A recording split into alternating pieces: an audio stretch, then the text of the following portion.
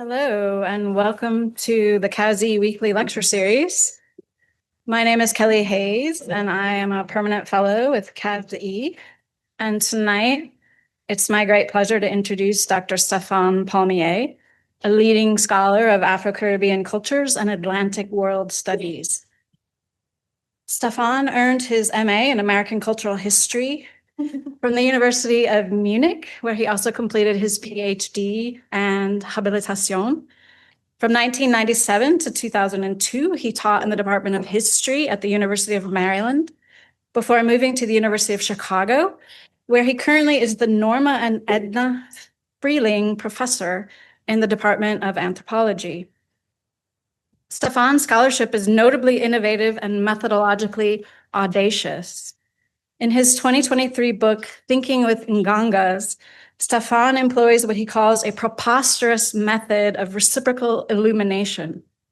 This approach, which he traces Père Lafitteau's comparative studies of Iroquois and ancient Greek societies, places seemingly disparate knowledge systems, science, and Afro-Cuban religions in dialogue as mutually constitutive partners. The method generates provocative questions. How do organ transplants relate to ngangas, complex material assemblages embodying spirits of the dead? What parallels exist between genomic ancestry projects and divination systems?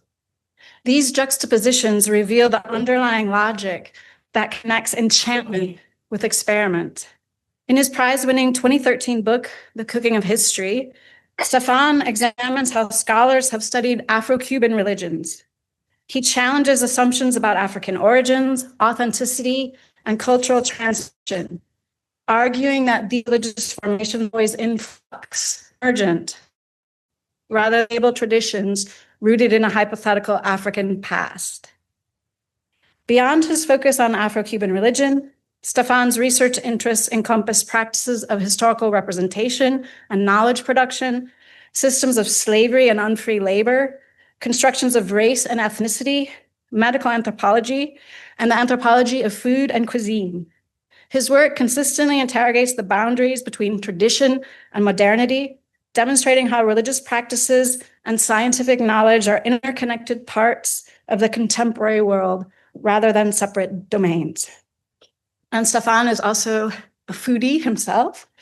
We were just talking about our mutual interest in Chicago as a great city for ethnic cuisine from around the world.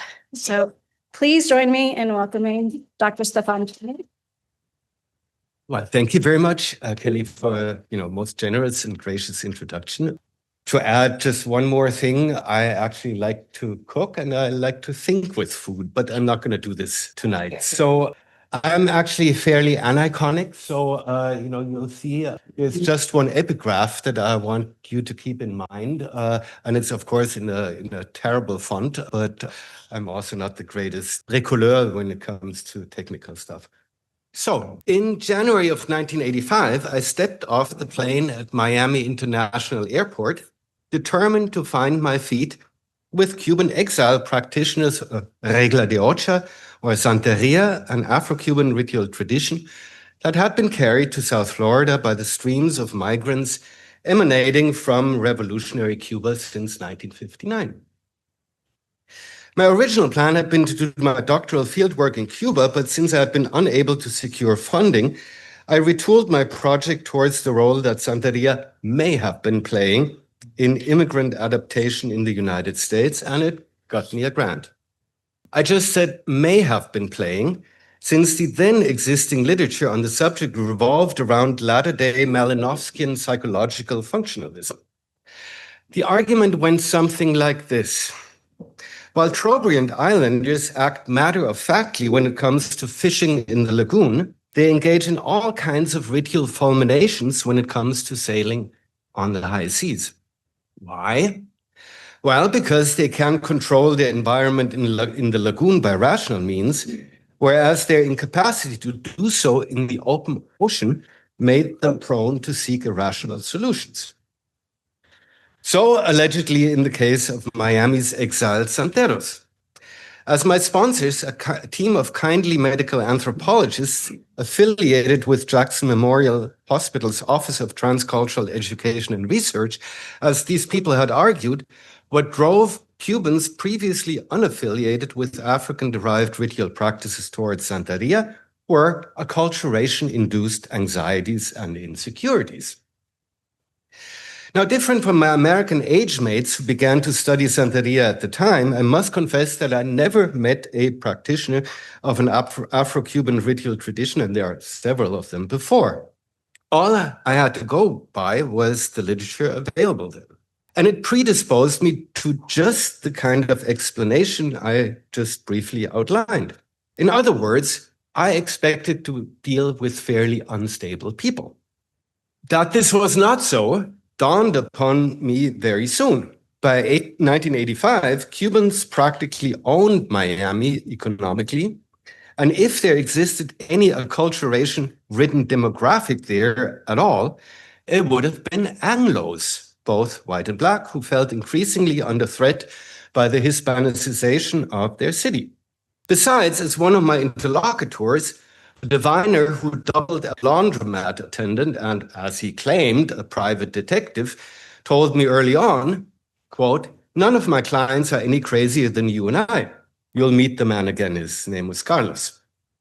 My anxieties about getting entree into the field were anything but allayed by the head of the Office of Transcultural Education and Research Cuban field unit, who promised me that, quote, "None of these people, Santeros, will ever talk to a foreigner." That and how I proved her wrong is another story. Suffice it to say that my research proceeded by a classical snowball method. People took a liking to me, passed me on to their friends, and soon I was being invited to tambores, that is possession ceremonies. To some degree, I had found my feet among them, or so I thought. But like every ethnographer, I was still up for plenty of surprises. One of them was this.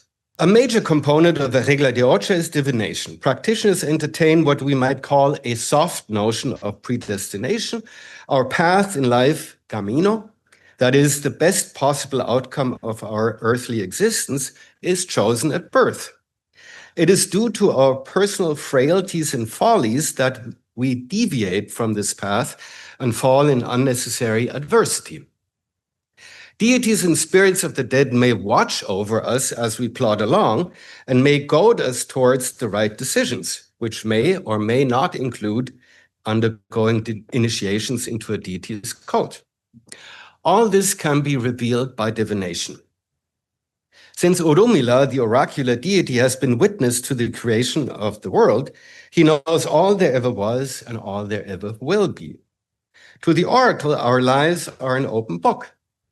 A divination session is called a registro, that is investigation, or even more tellingly, a reading in English.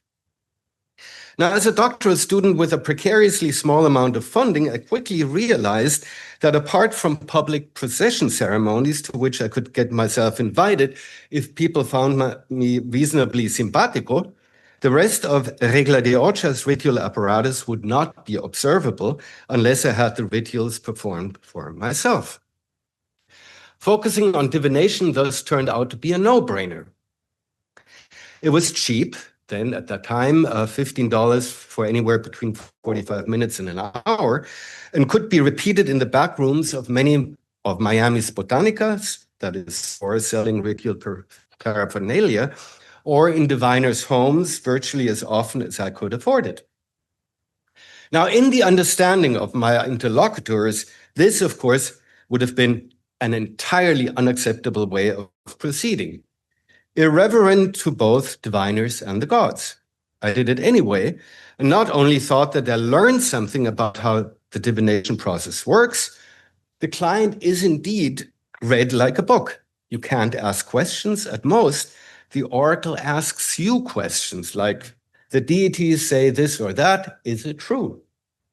I also quickly learned how this method can be used to extract information from the client and then feed it back to him or her. And I got a lot of dire prognostications by diviners who wanted, or so I thought, to rope me into more expensive ritual procedures. You're going to have terrible problems with the law. You're going to fall sick. You're going to have a traffic accident. Fortunately, I know this Babalao can fix it for about $300. Now, looking back, I think I was priming myself for the kind of ethnographic certainties I had been after all along. But that's not how it really went. For I also got some entirely unexpected results.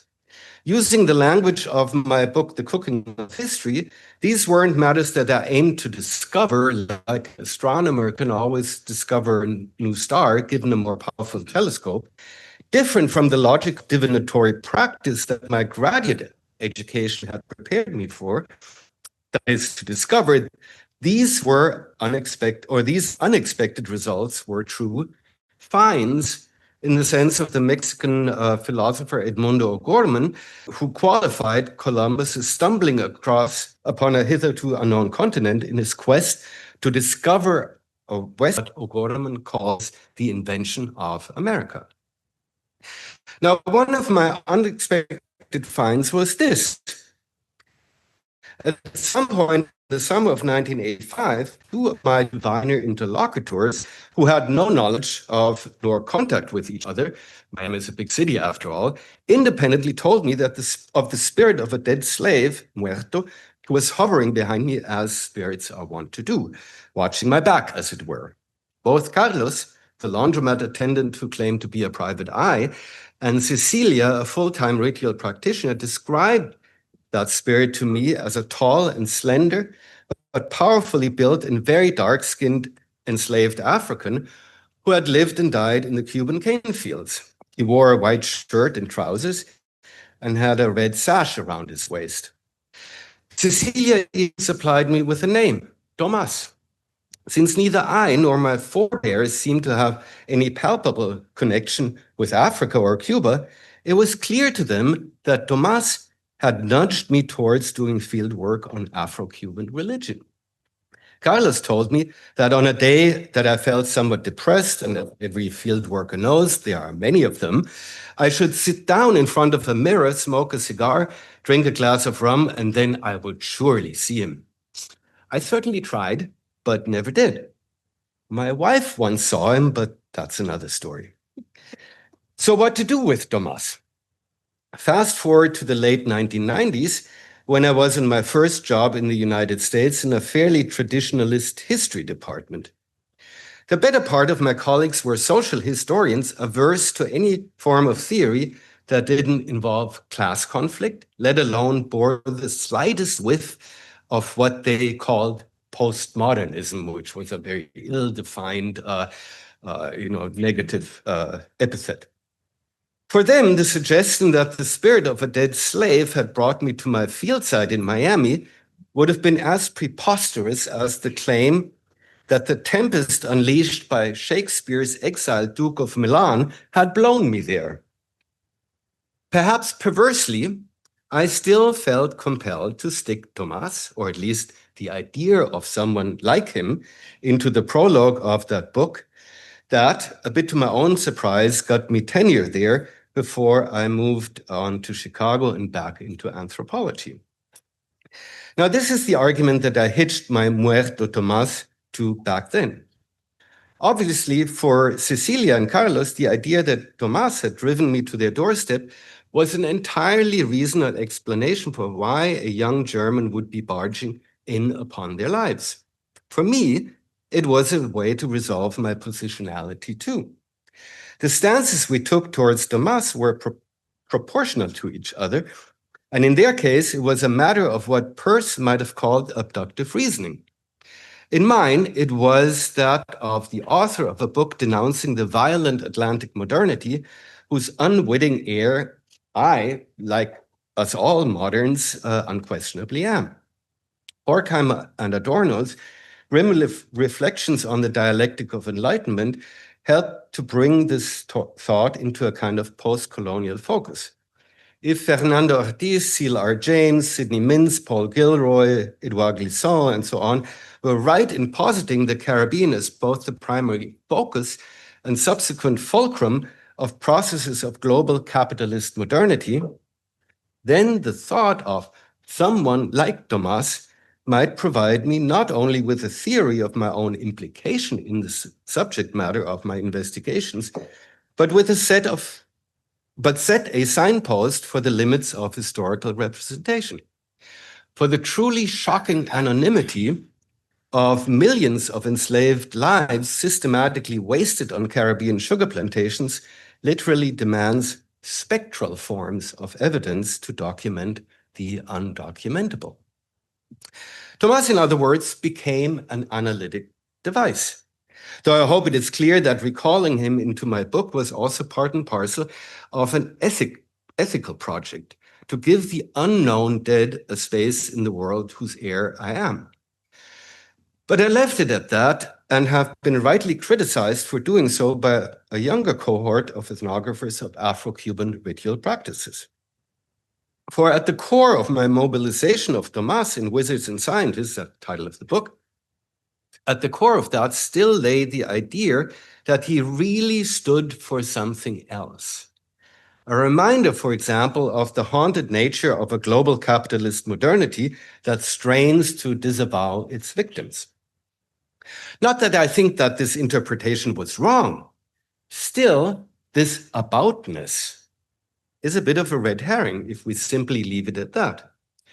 Not unlike my Miami colleagues' psychological functionalist explanations, it begged questions. And precisely because it was an explanation. Not as reductive as the ones I inherited from my predecessors in the field, or so I hoped, but an explanation nonetheless. Now, in many ways, my quandaries about how to think about Tomás were akin to those faced by the author of one of the most important ethnographies of the 20th century, Sir Edward E. Evans Pritchard's Witchcraft, Oracles, and Magic Among the Asande. What EP, as anthropologists affectionately call him, presented us with was a magnificent ethnographic defense of the rationality of Asande conceptions of the role of witchcraft in their day-to-day lives that came to agitate generations of Oxbridge logical positive philosophers aiming to refute this ostensibly scandalous claim. But EP's was by no means an argument for cultural relativity. As he admitted, there was a moment when he saw witchcraft flying through the Sudanese night sky, only to quickly rationalize it away. He also told us that running his own household in Sunderland in accordance with the poison oracle delivered entirely satisfactory results. But those admissions, usually delivered to good argumentative effect, were as far as EP would go. The Asande got it wrong, while a reasonable Englishman, the persona he adopts throughout the book, gets it right, however, faute de mieux. And he gets it right because his outlook is in accordance with science and so with nature, whatever that term may be taken to represent. Witches, as the Asande conceived them, EP tells us, cannot exist. Not that he doesn't say do not exist, as in I am certain that they do not exist, but cannot exist. It is impossible. Could I have said that spirits, as practitioners of Afro-Cuban ritual tradition conceive them, cannot exist? Of course, I could have. I certainly would not have risked my scholarly credentials. On the contrary, I would have fallen in line with a long and continuing tradition of anthropological approaches to quote-unquote spirit belief, a term that perversely forecloses a whole range of other lines of inquiry, as Rodney Needham proved in 1972. Yet already having made up my mind that at least the idea of someone like Tomás was all but impossible in the world that I inhabited, if only as a reminder of the haunted nature of modernity, I couldn't well allow myself to travel down that path. If Asande witchcraft made some sense to EP on a pragmatic but not metaphysical level, I was not so sure. And if I gave the idea of someone very much like Tomás a sort of historical justification, the question of Tomás himself, whatever he is and is in relation to me, has vexed me ever since. Now, this is where Ludwig Wittgenstein enters the picture. I'm pretty sure I had already read philosophical investigations in graduate school, but it wasn't until a good time in my professional career that it really hit me that what is often called Wittgenstein's second philosophy might provide a way into, not out of, ethnographic dilemmas such as the kind of translation failure that Carlos and Cecilia unwittingly delivered to me, namely, how to speak of something that you have no concept of.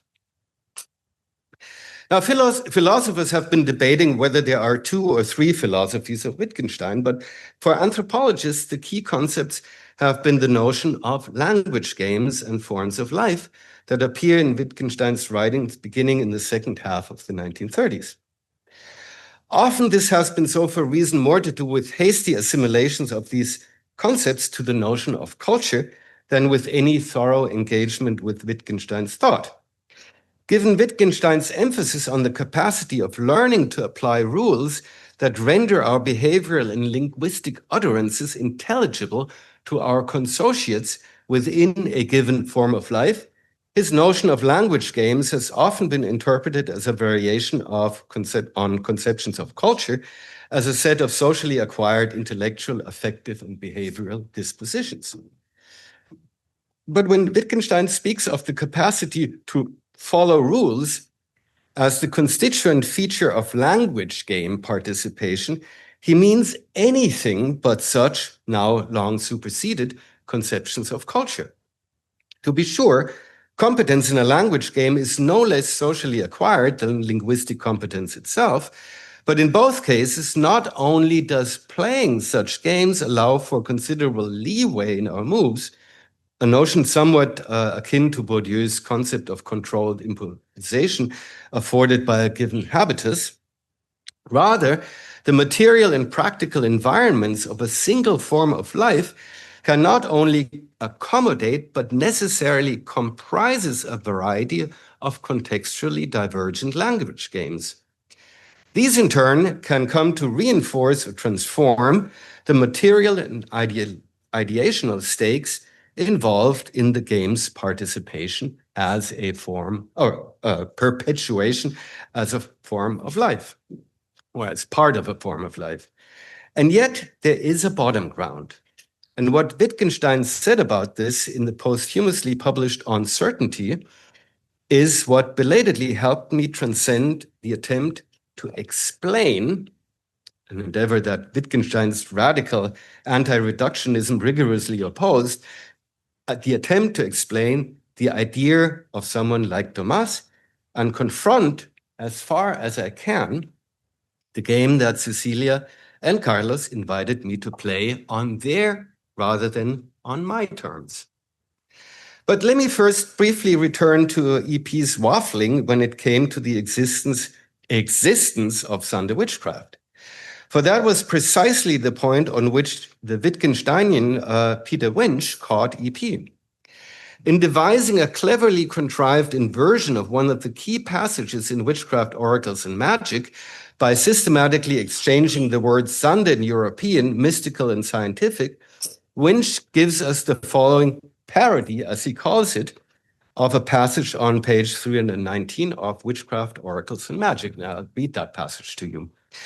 Europeans observe the action of the poison oracle just as the Asande. And remember, he's switching those terms, just as the Asande observe it. But their observations are always subordinated to their beliefs and are incorporated into their beliefs and made to explain them and to justify them.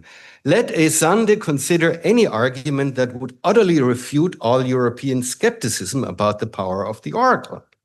If it were translated into European modes of thought, it would serve to support the entire structure of belief.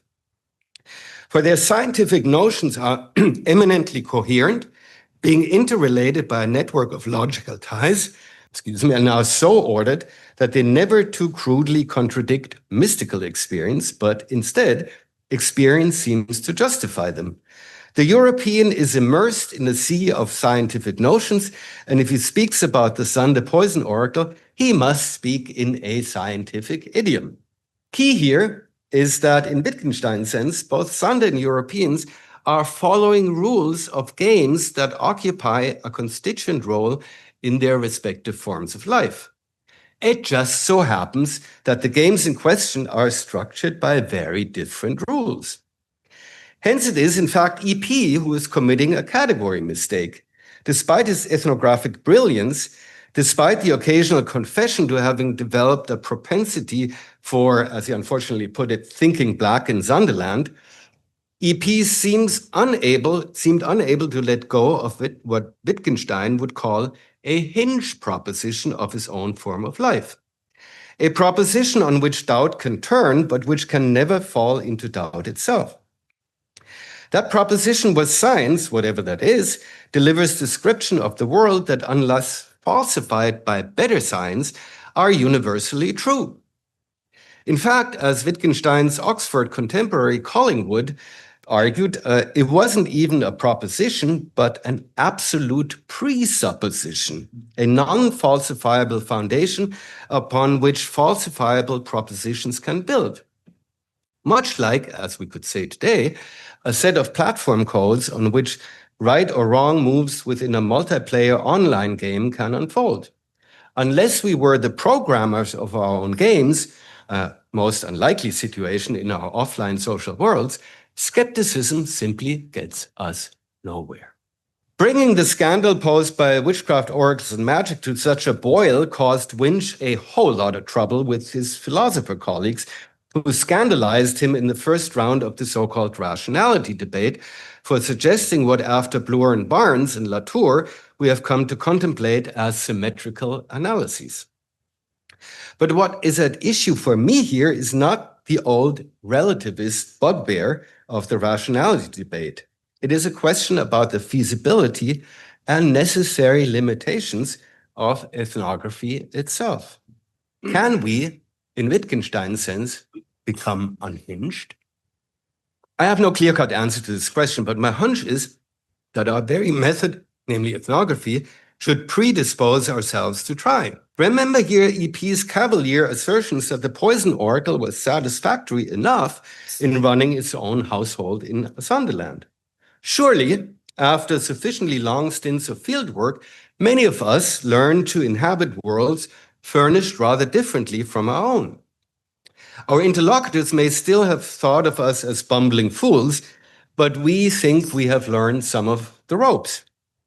Something in human nature seems to predispose us to such a capacity that enables the ethnographic gesture in the first place. João de Pina-Carral calls this our species-specific capacity for transcendence, something we all acquire in the process of ontogenetic intersubjective attunement that turns human organisms into persons and so makes social life possible to begin with. The furniture of our world isn't simply there for us to inhabit. We furnish our worlds together. A point that the later Wittgenstein never tired of emphasizing.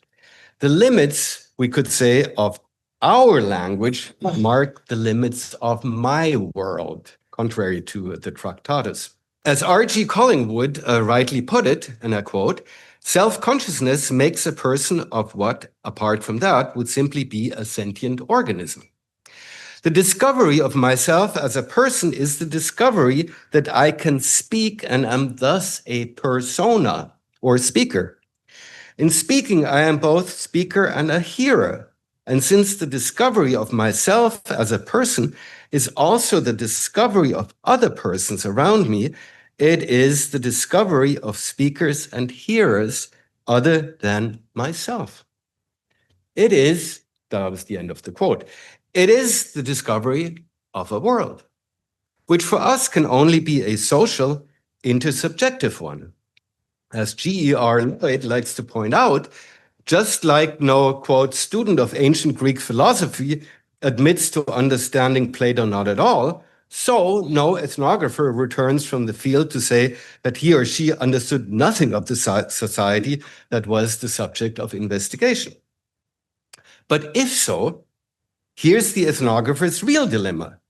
We can learn to sit on the other's chairs, turn the handle of his or her door, use their implements, even learn their metaphysical ideas, for example, about personalized causality, alien as they seem to us, and appreciate their specific affordances and limitations. But can we ever bring the furniture of other people's worlds home and home intact? And what would home then look like? As for myself, I did not experience any cognitive dissonance at all when writing Tomás into my book. Rather, the idea made tremendous sense to me. After all, most of us, including our interlocutors, have been living in what Descola calls hybridized ontologies for the longest time. Why shouldn't I voluntarily accept what they were often forced to? But is it only the idea of someone like Tomás that is at issue here? What remains, in other words, after explanation, or even only bemused speculation, exhausts itself. What remains then? Now we arrive here at a difficult juncture. In philosophical investigations, Wittgenstein often alights on the question of how another person's pain becomes knowable to us and insists that even our own consciousness of pain is mediated by learned intersubjective linguistic behavior. But what if there is no language at our disposal to engage the other's experience? Surely, as Thomas Nagel puts it in a justly famous thought experiment, quote, to deny the reality or logical significance of what we can never describe or understand is the crudest form of cognitive dissonance.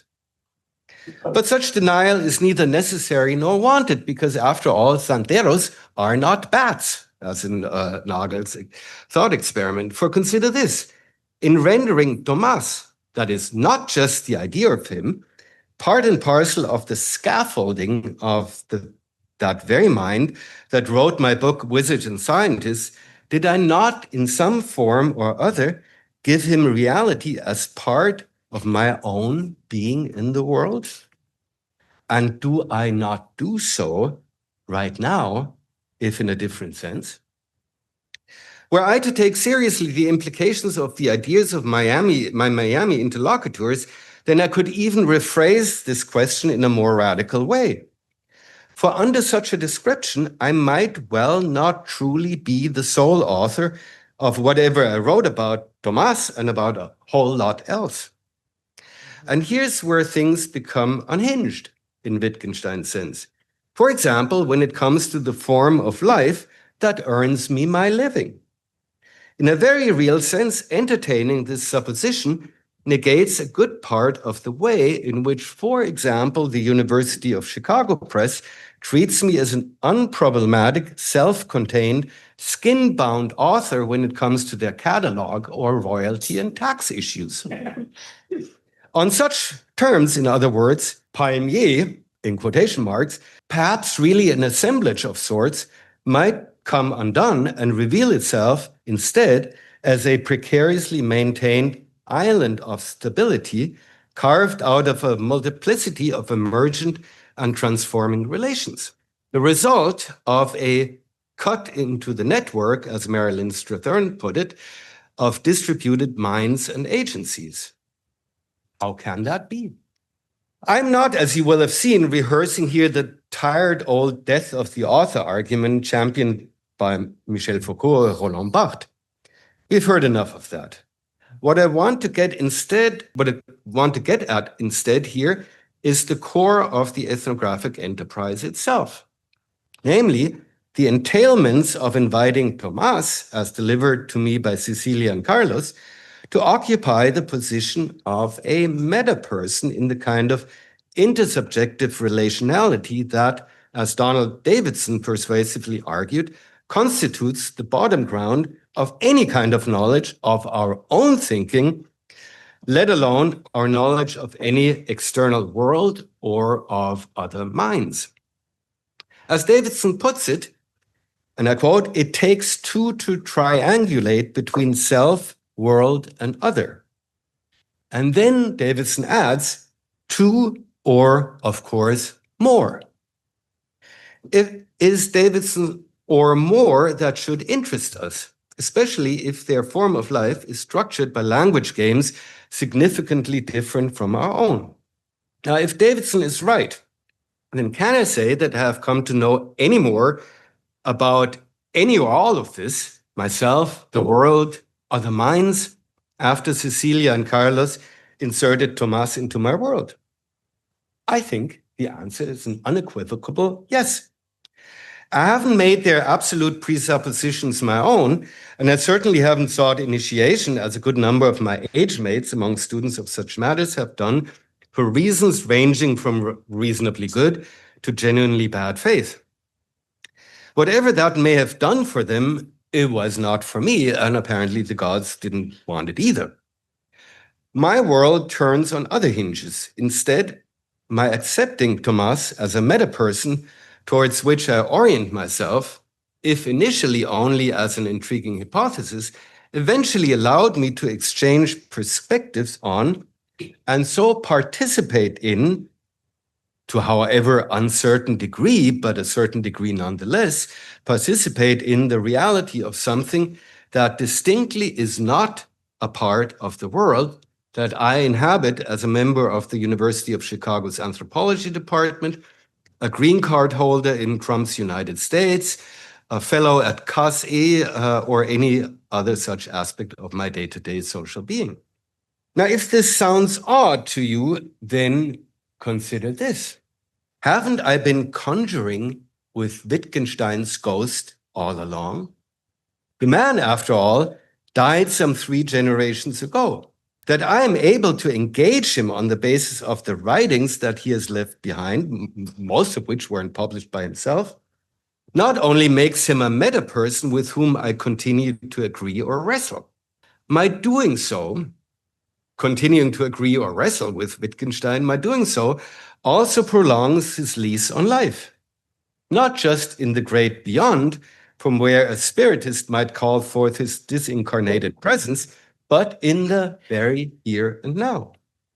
Ask yourself the very Wittgensteinian question. How do you know that the Austrian philosopher that I have been talking about all along ever existed? Like me, you have learned to take it on good faith. No more nor less. His existence is part of the language game that we are playing here. And whether you agree with what I said or not, you have also integrated me into the scaffolding of your mind. Even if you decide that Palmié is talking obscurantist bogus, you have become part and parcel of a triad that includes the world, yourself, and me, at least for the moment. Part and parcel of the mechanism on which the world turns for us. So at least, for me, with Tomás. Nothing mysterious about it. Without the other, be it your mother, spouse, child, neighbor, colleague, disciplinary forebear, Cuban Santero, Wittgenstein, or a dead African for all I know, the world remains opaque, as does your own sense of self. As it turns out, the problem lies not in acknowledging Descartes' deceptive demon, but in resisting his siren song for epistemic atomism. After all, perhaps we are all ethnographers of our own worlds, whether we like the idea or not. And as Winch added late in his life, can we even be so sure that we can understand ourselves? If we are all haunted by Wittgenstein, along with Marx, Durkheim, Weber, and all those other thoroughly undead social theorists, then why should a dead African like Tomás not find a place in my thought? One final anecdote. As ever so often, I sent a draft of this paper to several colleagues and friends to see if I could profitably marinate my thought in theirs. One of my interlocutors, Ramon Sarro, made me wonder if Wittgenstein's metaphor of hinges had not, in fact, led to my being bewitched by Wittgenstein's own language. Hinges are commonly found on doors, and what Ramon pointed out to me is that doors commonly lead somewhere. Unless we are dealing with revolving doors, that can take us back full circle to where we started out from, which I think normally is the case. Unless we were dealing with revolving doors, this implies that the hinge may do its work in either opening or closing the door. If so, we get a new configuration of both certainty and doubt. Long ago, Michael Polanyi had already put his finger on this issue when he spoke of a logical gap that true scientific discovery, that is a game-changing reconceptualization of a particular problem, had to overcome. This gap, Polanyi says, cannot be bridged by logical procedure, but only by what he calls illumination. Sudden and spontaneous, as it often seems to have occurred in the history of science. It is, as Polanyi says, quote, the plunge by which we gain a foothold on another shore of reality. We step through Wittgenstein's door. In a second email later that evening, written after I had replied, Ramon helped me open up one such door by reminding me of the significance of the name that would have given to my muerto upon his Cuban baptism, which of course part and parcel of the enslavement procedure. Cecilia surely didn't think of it when she revealed that name to me, or did she? I cannot know. But isn't the very name Tomás an invitation to skepticism and its conversion, empirically as it were, into certainty? Ramon included a copy, I'm sure you all know it, of the painting of the scene by that brilliant savage Caravaggio, where the unbelieving apostle Thomas sticks his grubby finger into the risen Jesus' side wound. And it literally made the scales fall from my eyes, to use another biblical image. Doubt is not at all alien to Santeros' engagement with each other and the divine. The widely acknowledged occurrence of fake possession is a case in point. But as we all know, for example, from the case of counterfeit money, nothing does more for the certainty of our investment into the real than the possibility of its simulation. Reality thrives on the belief in its being faked or misunderstood, as in EP's case for the mistaken metaphysical premises of a Sunday witchcraft. Our current obsession with fake news is only a belated addition to that story. And this may go a good way towards explaining how my scandalous ethnographic testing procedures of divinatory praxis back then in Miami might have led me to Tomás. I had it coming, you might say. Is Tomás my ethnographic persona thrown back into my face? In a sense, yes. Perhaps Santo Tomás is the patron of ethnographers who, after all, forever being torn between foreign worlds and their own, might wish to, but never really can, confirm the reality of what they may have learned to experience, but cannot get themselves to believe in. But to so argue might be to lapse back into a facile representationalism. I rather think of my muerto as a door open to me, one that I still haven't stopped believing that I, or the idea of someone like me, might be able to step through, even if no one of us really ever will succeed in doing so. A lesson, I would say, not about radical alterity as theorized by proponents of the ontological turn, but a lesson in humility. Wittgenstein, of course, was all but a humble man. In the Tractatus, he claimed to have solved philosophy's problems once and for all, and then he refuted himself in the philosophical investigations. He was charismatic, erratic, tempestuous, lived off toast and hard-boiled eggs, and in many ways must have been anything but good company. But that we find his writings worth engaging in order to get a grasp of the ethnographic problems we are grappling with in our work today speaks to his continued presence in the language games we spin out for ourselves and our readers. What we engage and so perpetuate is not just the idea of someone like Ludwig Wittgenstein, but a relation to Wittgenstein himself. A relation that may outlive our biological lifespan and does so precisely because, and whether we agree with him or not, we have become vectors of the perpetuation of his thought. And so of his presence in our own form of life. I like to think that I may have done the same for Tomás, whatever degree of reality you may want to accord him.